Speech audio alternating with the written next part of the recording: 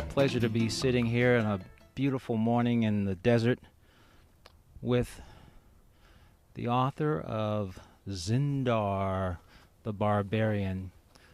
It was written by Bruce Benefiel, but it was also talking about someone whose name is called Zendor, son of Ashtar, or Zen. And these are all the same person. Is that correct? It is, and trust me, I'm not polyphrenic, although I think all of us do have various aspects of our personalities, our character, fragments of our soul that are trying to combine and coalesce and become one within these bodies that we call human. And it's Zendor, by the way. Thank you. Yeah, my sister calls me Zendork. So okay, all right. So it's been a very interesting journey in becoming acquainted with myself and those names and how they apply. So why don't you tell us a little bit about each? Well, let me start way back in the beginning first. I was orphaned at birth, adopted at 6 weeks, and my given name at that point was Bruce Benefiel, and some wonderful, absolutely wonderful parents that I had.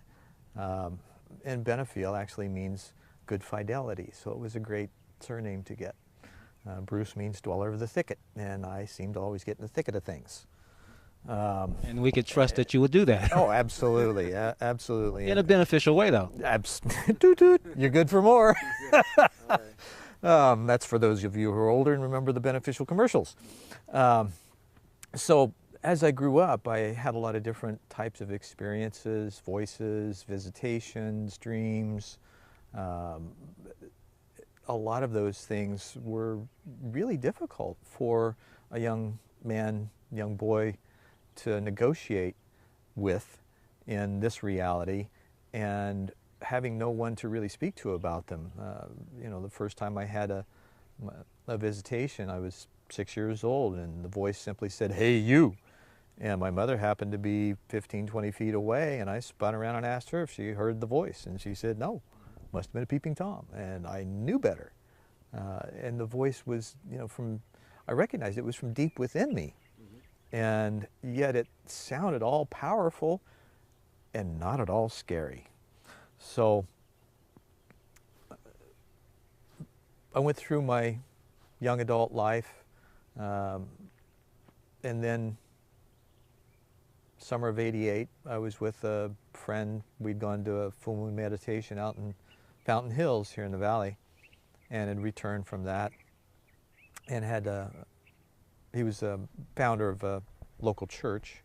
He was running our guest house at the time, and we were sitting out in front of it after the meditation. It probably was 1:30, 2 o'clock in the morning, and our conversation, quite deep as it was, fell silent for a little bit. I closed my eyes, I went inside, and I asked the question, "Who am I?"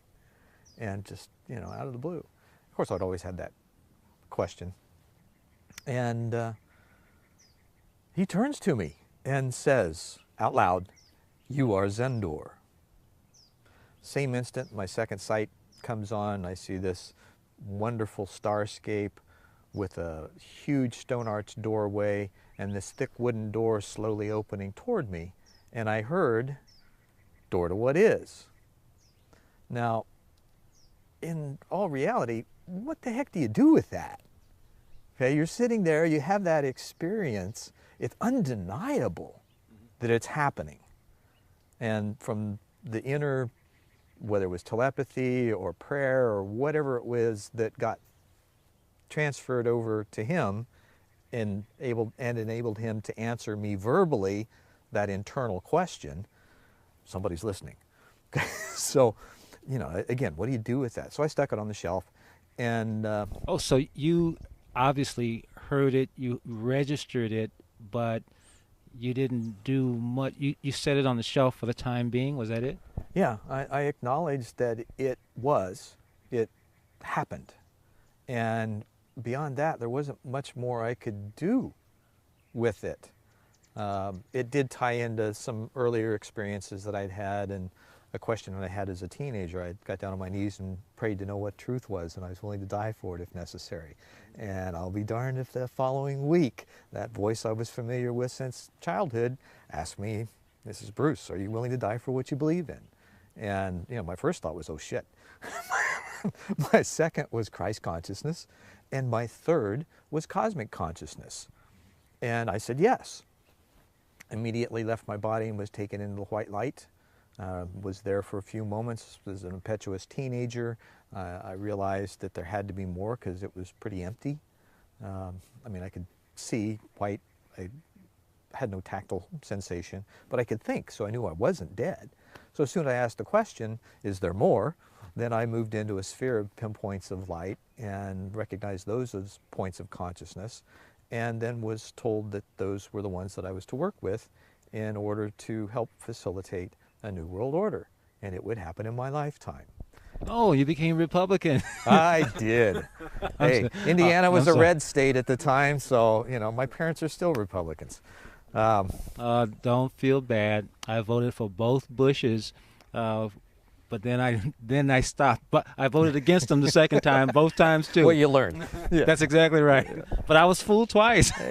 By generations anyway. Sure. Some things just need to happen, and in order to progress the rest of it.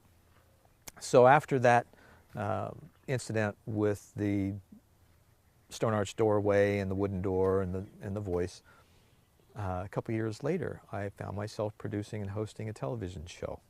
It's called One World, and we designed it so we would peer into the depths of what keeps us afraid, angry, ignorant, and immobile. And how we did that was I introduced the folks, got them to talk about their backgrounds, how they got where they were at, what prompted them to do what they were doing from both inner and outer perspectives, how they found that to work together, what fears they had to overcome, how they overcame them, how they saw that fitting with the environment that they were in, whether it was a work or play or whatever, mostly work in professional arenas, and then how they saw others being affected by them and being able to overcome their own fears and learn how to work together collaboratively.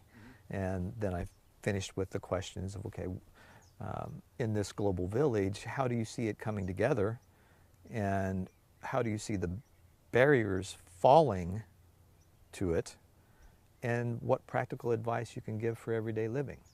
So it was really a rich and robust education, not only for me, but for our audience as well. Well, the exercise is one that we are, culturally speaking, rarely taken through. And as a result of that, I believe, culturally again speaking, we are typically underprepared to deal with let's say unusual or different situations, disagreements, things like that. We tend to take a very reductionist approach. We do. To the extent of who has the most strength, power, or weapons, as opposed to diplomacy, who's willing to listen. I would even like take it down to a more basic level. You have 2, 3 influencers as a child. You have your parents, you have your church, if you go, and you have your school. And so with that combination, and having taught, I taught high school for 5 years, inner city schools, special ed, regular ed. I had full charge of a couple of curriculums in charter schools, and I taught at a residential treatment center as well. What I found was that these kids are ill-prepared to negotiate with their own emotions in order to find a place that creates cohesion in a group. It's awfully easy to dissent and to create argument, to be competitive instead of cooperative and collaborative. Now, these are things that later on team sports sort of teach, but early on in the formative development and child development years, we don't nurture the positive aspects of the child, the imagination, the critical thinking, the evaluation, the ability to understand that others are speaking from their dictionary, and that we may not have the same dictionary in our hands, even though it's still English. We may have the same words, but the meaning is just a different story. Right, because that's all internalized in how we develop, how we grow up. And context. You can even have the same meaning, different context. Absolutely. Nuances are amazing. Absolutely. So with that show, about 6 episodes in, I think, we did over 100 over a 3-year period. And that's online too at youtube.com/Be the Dream LLC. You can see some of those there. So half a dozen shows into it, the guys on the set start calling me Zen, because I use my real name, Bruce Benefiel, as the host, and Zendor as a subheading, as kind of a door to what is, because I was opening it up for a lot of people. And what I found was through that show that there is a golden thread of how we develop, of how we overcome our fears and move forward towards whatever personal and professional success that we desire.